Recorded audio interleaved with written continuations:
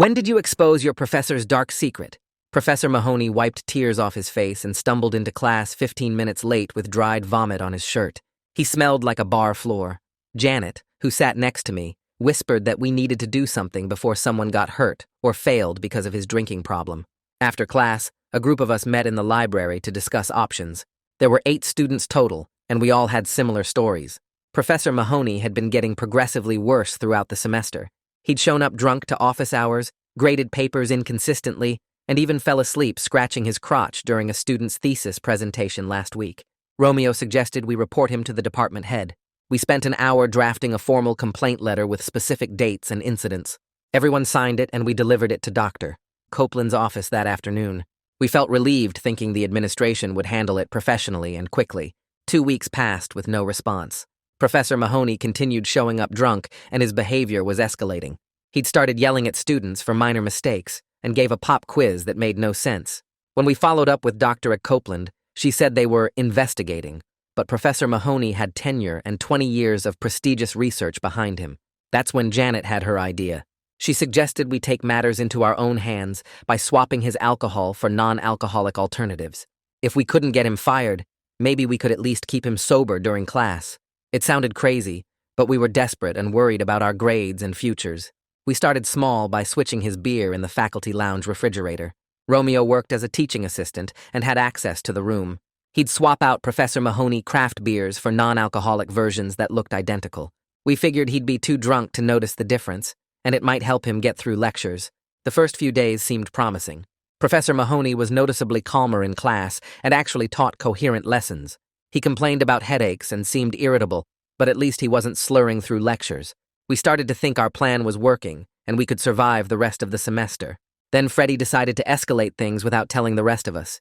He'd found out where Professor Mahoney lived and broke into his house while he was at work. Freddie swapped every bottle of liquor for colored water and replaced wine with grape juice. He was proud of himself until Professor Mahoney caught him red-handed coming out of the house with a bag full of empty bottles. The next morning, we all filed into class expecting Professor Mahoney to be absent. Instead, he was standing at the front completely sober and furious. He had a laptop connected to the projector, but instead of lecture slides, he was showing security footage from his home.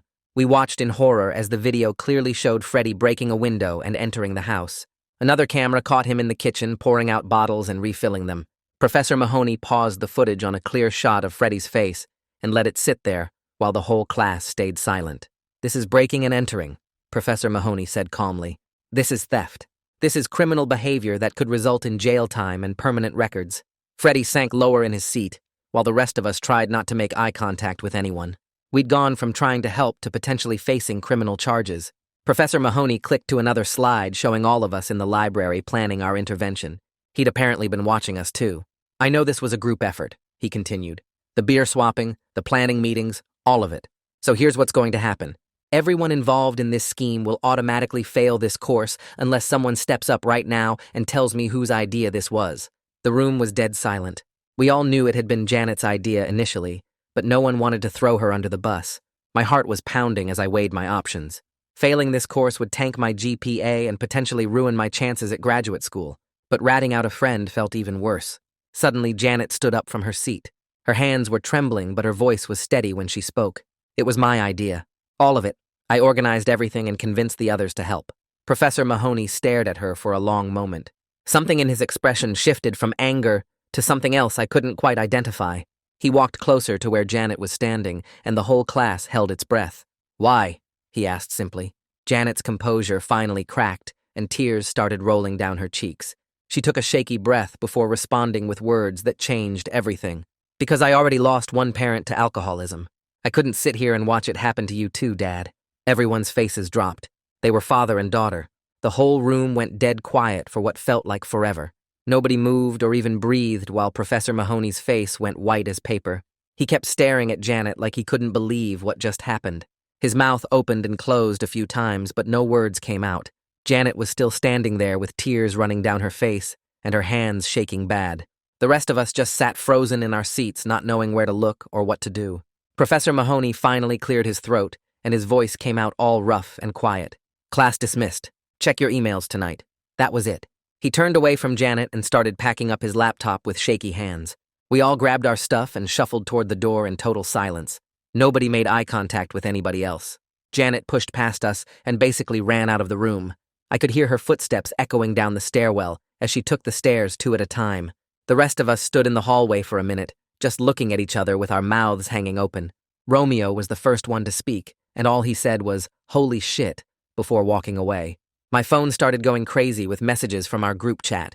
Everyone was freaking out about failing grades and how this would ruin our futures. Freddie kept typing in all caps about how we were screwed. Someone asked if we should still meet up, but nobody answered. I walked to my car feeling sick to my stomach. Janet had just thrown herself under the bus for all of us, and I didn't know if I should text her or leave her alone. My phone rang, and it was Freddie sounding completely panicked. He was talking fast about how he needed to leave town before the cops showed up at his door. I told him that running would make everything worse, and he needed to stay put. He kept saying he couldn't go to jail and his parents would kill him. I spent 20 minutes trying to calm him down while sitting in the parking lot. That night, I kept checking my email every 5 minutes waiting for whatever Professor Mahoney was going to send. Around 10:30, it finally showed up with the subject line, "Academic Integrity Violation Notice." My stomach dropped as I opened it.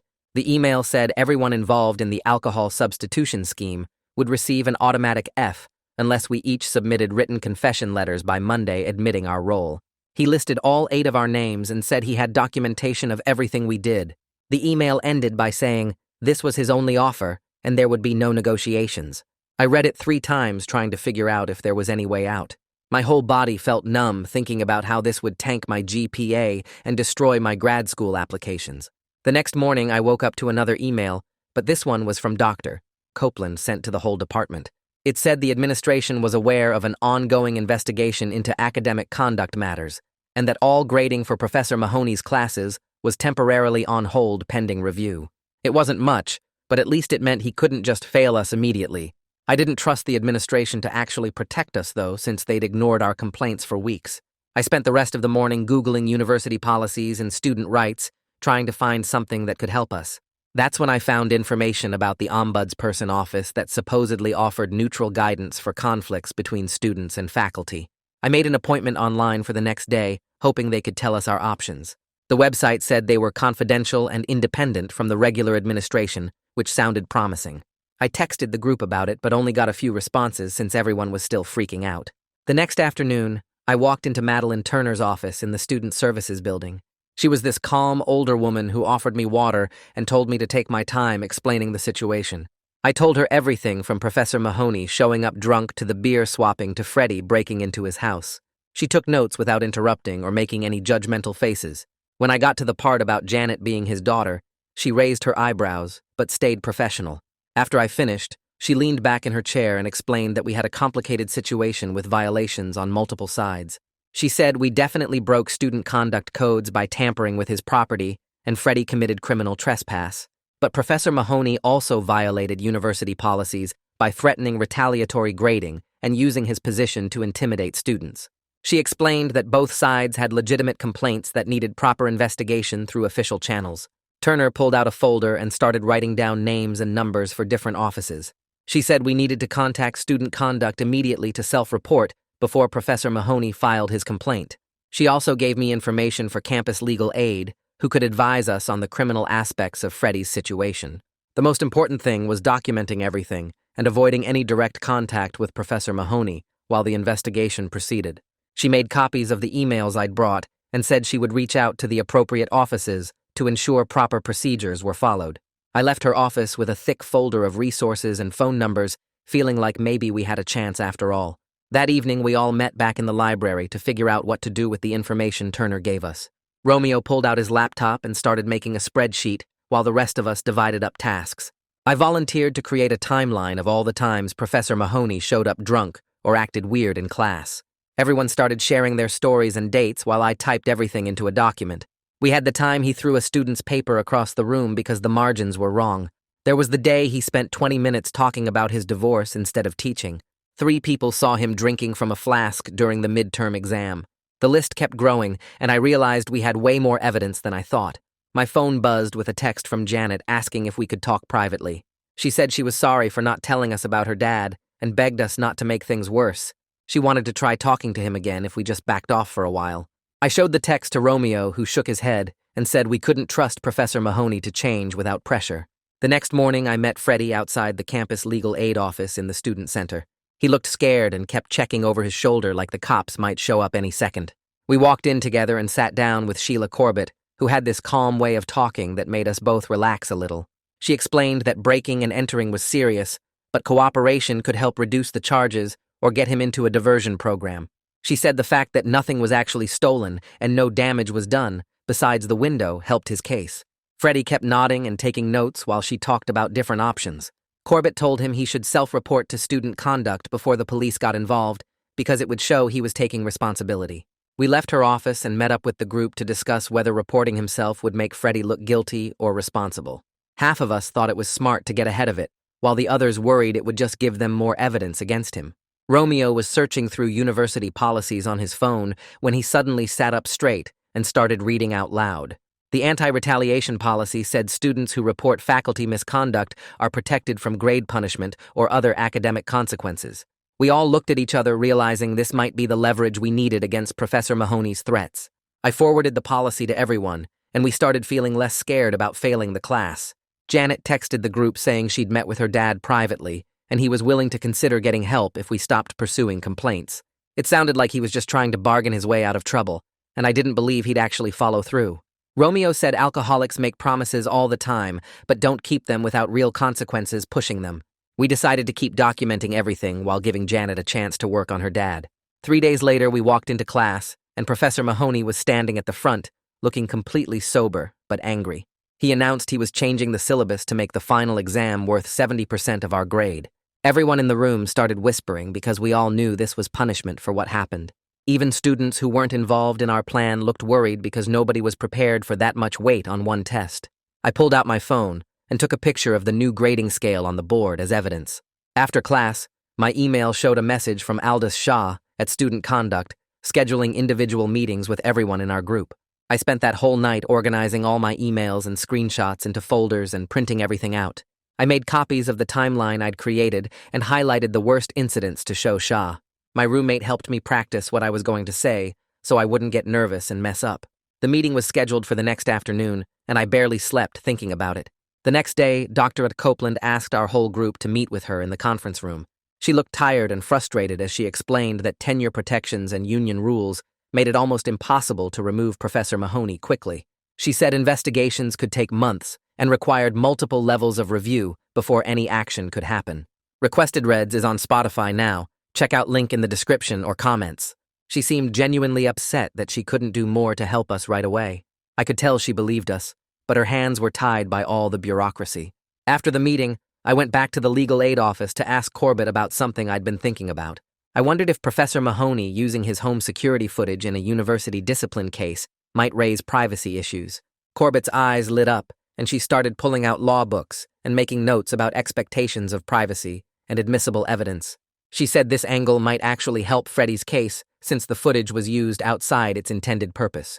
We spent an hour going through different legal precedents, and she seemed excited about the possibilities. The stress was eating me alive, so I made an appointment at campus counseling for the next morning. I walked into the health center and filled out forms about my anxiety levels and sleep problems. The counselor was this older woman with gray hair who listened while I explained everything that had happened with Professor Mahoney and our group. She handed me tissues when I started crying about how we'd tried to help, but made everything worse. She helped me see that wanting to fix someone's drinking problem didn't mean we had to break laws or risk our futures. After the session, I felt lighter and texted Freddie that he needed to meet with Corbett right away about self-reporting. He was scared but agreed to go that afternoon. I met him outside the legal aid office and we walked in together. Corbett had already prepared paperwork for him to sign, acknowledging what he'd done at Professor Mahoney's house. She explained that showing cooperation now would look way better than waiting for the police to come find him. Freddie's hands shook as he signed the forms, but Corbett stayed calm and professional. She called Shaw from Student Conduct while we were sitting there and scheduled Freddie's formal hearing for next week. Shaw actually sounded impressed on the phone that Freddie was taking responsibility without being forced to. That night, I noticed Janet hadn't responded to any group messages for 2 days. She'd left our group chat without saying anything, and Romeo said she wasn't answering his texts either. I wanted to check on her but figured she needed space to deal with her dad and everything that had come out in class. The next morning, I had to go to Professor Mahoney's class, even though my stomach was in knots. After everyone else left, he walked over to my desk and stood there blocking my way out. He suggested that if I wrote him a private apology letter and admitted I was wrong, maybe this whole mess could disappear. His breath smelled like coffee and something else I couldn't place. I politely said I needed to think about it and pushed past him to get out of the room. My hands were shaking as I walked straight to Turner's office and told her what had just happened. She took notes and said she'd add it to the file about inappropriate conduct. She reminded me to keep documenting everything and avoid being alone with him. 2 days later, we got an email from the department saying they'd assigned a senior faculty member to observe all of Professor Mahoney's classes for the rest of the semester. It wasn't a real solution, but at least someone would be watching him now. The observer was this older professor who sat in the back, taking notes during our next class. Professor Mahoney acted completely professional and taught a decent lesson about research methods. But when Romeo asked a question about citations, Professor Mahoney made this comment about how important trust and loyalty were in academic work. The observer just kept writing notes, but everyone in our group knew that was a threat aimed at Romeo. After class, the senior faculty member pulled me aside in the hallway. She quietly told me to file grade appeals right after finals and hinted that the department would back us up. It was the first sign that other professors knew what was going on and were trying to help without getting directly involved. That evening, our group met at the library without Janet since she still wasn't responding to anyone. We all agreed we wouldn't blame her for anything, even though Professor Mahoney kept pressuring us to say she started everything. We were figuring out that taking responsibility didn't mean throwing your friends under the bus when things got hard. The next day was my individual meeting with Shah at Student Conduct. He explained all the possible punishments we might face, everything from warnings to suspension or even expulsion. But the way he talked made it seem like he saw us as students who'd made bad choices trying to help, not criminals who deserved the worst punishment. He asked lots of questions about why we didn't keep going through proper channels, and I explained how scared we were about our grades. He took notes but didn't seem angry, just disappointed that we hadn't trusted the system to work. That afternoon, campus police called Freddie and scheduled an interview about the breaking and entering. Corbett would be there with him, but hearing the words campus police made everything feel way more serious than before. Freddie texted our group that the interview was set for tomorrow morning, and he was terrified about what might happen. We all sent supportive messages, but nobody really knew what to say. The whole situation had gotten so far beyond what any of us expected when we first tried swapping Professor Mahoney's beer. I couldn't focus on any of my other classes because I kept thinking about criminal records and ruined futures. My roommate kept asking if I was okay, but I couldn't explain the whole mess without sounding like an idiot who'd gotten involved in something illegal. The reality was hitting all of us, that good intentions didn't protect you from serious consequences when you broke actual laws. 3 days later, Freddie got a call from campus police saying Professor Mahoney had filed an insurance claim for the stolen alcohol worth over $2,000. The claim needed a police report, which meant HR got pulled into the whole mess automatically. Freddie's face went white when he told us, because now it wasn't just about student conduct anymore. Romeo checked the faculty schedule that afternoon and noticed Professor Mahoney hadn't shown up for his posted office hours. Word spread fast through the department that HR had called him in for questioning about his drinking and the whole situation with us. Other professors started whispering in the halls and giving us these looks that were half pity and half warning. The next morning, Dr. Copeland sent an email to everyone in our class saying the department would let us retake our midterm with a different professor watching.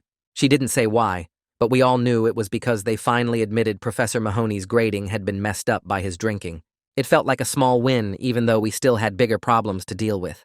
Janet showed up to class that Thursday, looking like she hadn't slept in days. She sat down next to me and quietly mentioned she was moving out of her dad's house that weekend. Her hands shook while she took notes, and I could tell setting boundaries with her father was killing her inside, even though she knew she had to do it.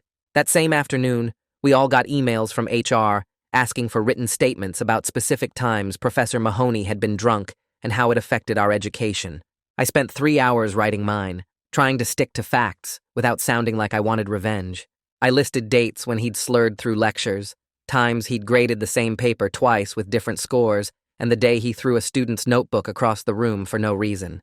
My roommate asked why I was typing so much, and I just said it was for a research project because explaining the truth would take too long. The stress was getting to me so bad that I finally called my parents that night. My mom immediately went into protective mode, telling me to watch out for myself and not let this mess ruin my future. My dad had a different take and said standing up for what's right matters more than playing it safe. Their mixed reactions made me feel even more confused about whether we'd done the right thing. 2 days later, Corbett called a meeting with our group to update us on Freddie's case. She explained the prosecutor was willing to offer a deferred prosecution agreement if Freddie paid back the cost of the alcohol he'd dumped. The group didn't even discuss it before we started pulling out our wallets and phones to send money. Within an hour, we'd collected enough to cover everything because nobody wanted Freddie to have a criminal record over this. The following Monday, Student Conduct finally sent out their decision letters. Most of us got formal warnings that would stay in our files but wouldn't show on transcripts. Freddie got academic probation for a year, which meant he had to keep his grades up and couldn't get in any more trouble. It wasn't perfect, but at least our futures weren't completely destroyed. Romeo texted the group chat that he'd overheard faculty talking about how this whole thing had forced the department to finally deal with Professor Mahoney's drinking. Wednesday's class started with Professor Mahoney standing at the podium, looking more tired than I'd ever seen him. He announced he'd be taking a medical leave starting next month, and the department had already found someone to take over our class. The whole room felt different, like a weight had lifted even though nothing was really fixed yet. He didn't make eye contact with anyone while he talked, and left right after making the announcement. The next Monday, a younger professor walked in carrying a stack of syllabi and introduced himself as Guy McKay. He immediately laid out clear grading rules, posted office hours he'd actually keep, and gave us a schedule for the rest of the semester. For the first time since this whole mess started, I actually took notes about the subject instead of documenting another disaster. Guy asked if anyone had questions about the material, and people actually raised their hands instead of sitting there scared. He answered everything clearly without getting angry or making weird comments about loyalty. After class, he stayed to talk with students who needed help catching up from all the chaos. I walked out feeling like maybe I could actually learn something instead of just trying to survive until finals. The whole situation had spun so far out of control from where it started, but at least now we had someone teaching who wasn't drunk half the time. My other professors started treating me normally again, instead of giving me those careful looks like I might cause trouble. Even the department secretary smiled at me when I dropped off a form instead of acting nervous. Things weren't back to normal exactly, but they were heading in a better direction than they'd been in months. 3 days later, I found a thick envelope from the dean's office shoved under my door, and my hands shook opening it, because I thought it was bad news, but instead it was an official memo stating that any retaliatory grading from Professor Mahoney would be reviewed and reversed through a formal appeal process they'd set up specifically for our situation. The relief hit me so hard I had to sit down on my bed and just breathe for a minute before reading the rest, which outlined exactly how to file appeals and get our grades fixed if he tried anything sketchy with our finals or papers. Romeo texted the group chat with a photo of his identical letter, and within minutes, everyone confirmed they'd gotten the same protection, which should have come weeks ago, but at least it was here now. That same afternoon, Freddie started his diversion program at the local addiction recovery center, where he'd be doing 200 hours of community service instead of facing criminal charges. He sent us updates about organizing intake files and sitting in on group sessions, which he said was actually helping him understand what Janet and her dad were dealing with on a deeper level than any of us had really grasped before. I scheduled a meeting with McKay for the next morning to figure out how to salvage my grade after all the chaos. He pulled up my file on his computer and went through every assignment, showing me exactly where I stood and what I needed to do to finish strong without any judgment about the mess we'd created.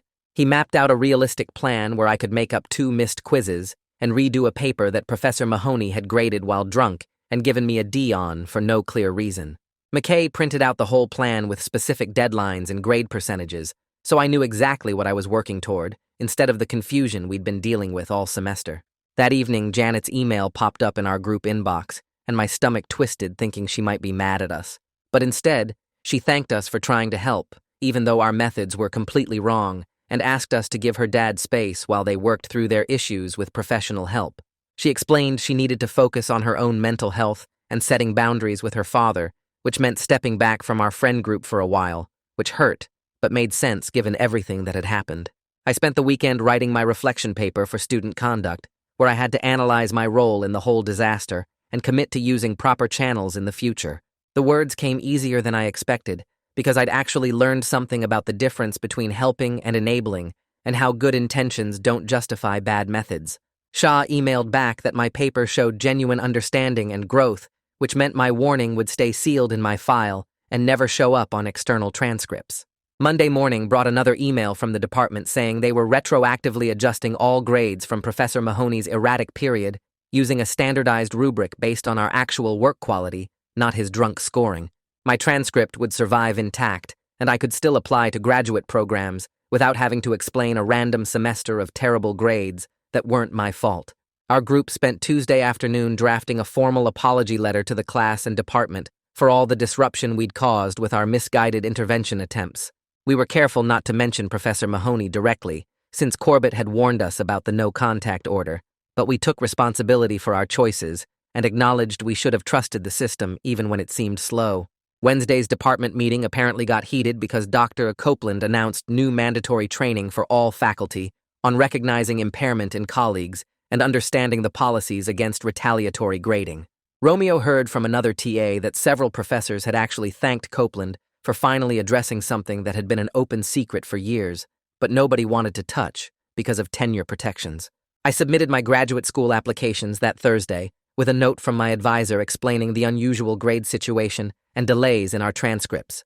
She assured me that admissions committees would understand given the circumstances and might even view it as a growth experience since I'd navigated such a complex situation while maintaining my academic focus in other classes. Friday afternoon, Janet sent a brief text to just me saying her dad had entered outpatient treatment and they were starting family therapy together to work through years of issues that went way beyond his drinking. She said there was no magic fix, and the road ahead would be long and probably painful, but at least they were finally talking honestly, instead of pretending everything was fine, while he slowly destroyed himself. The whole thing had spiraled so far from where it started with us just wanting to help a drunk professor get through the semester, but somehow we'd all learned something important about boundaries and proper channels, and when helping becomes hurting.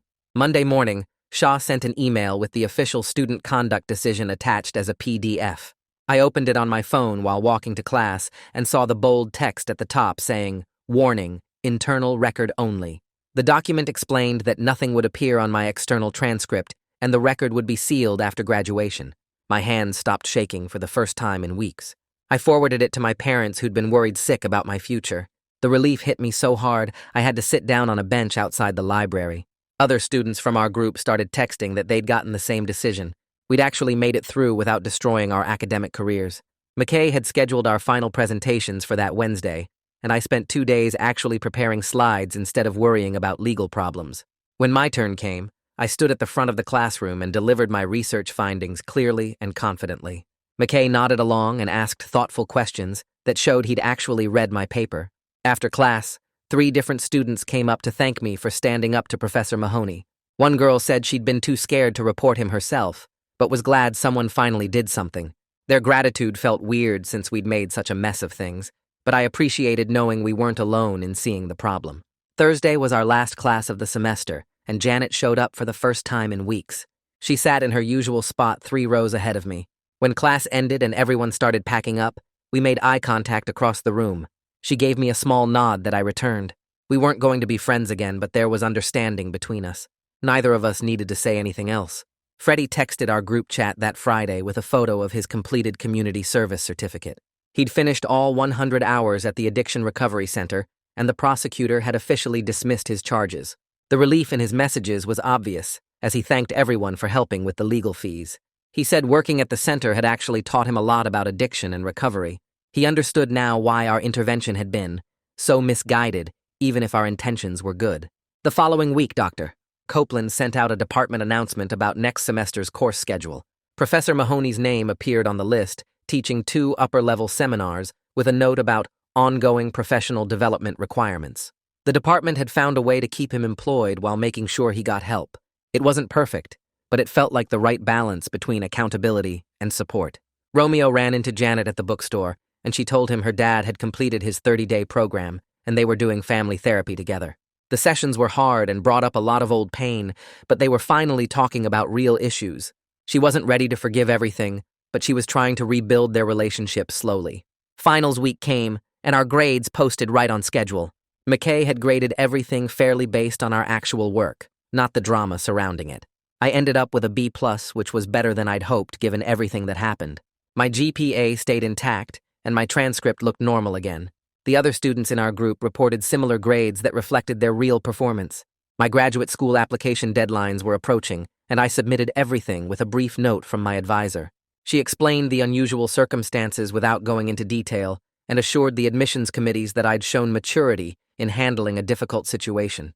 2 months later, I got my first acceptance letter from my top choice program. 3 more acceptances followed over the next few weeks. My future was back on track. Janet sent me a text in late spring, the first direct contact we'd had in months. She said her dad had been sober for 4 months, and they were slowly working through 20 years of issues. He'd apologized for using his position to threaten us, and acknowledged how his drinking had hurt everyone around him. She was cautiously hopeful, but taking things one day at a time. Their family therapy sessions were helping them learn to communicate without the alcohol buffer. She thanked me for not throwing her under the bus when everything went sideways. Looking back on that whole semester, every single person involved had learned something important. We'd learned that good intentions don't justify bad methods, and that proper channels exist for a reason. Freddie learned about the real impact of addiction through his community service. Janet and her dad learned to face their family problems directly instead of hiding behind denial. Professor Mahoney learned that tenure doesn't protect you from consequences forever. The department learned they needed better systems for handling impaired faculty. And I learned that sometimes the messiest situations teach you the most valuable lessons about boundaries and responsibility, and when to step back instead of trying to fix everything yourself. So yeah, that's it. Nothing too fancy, just how it played out. Thanks for tagging along, and I'll catch you again if you swing back by.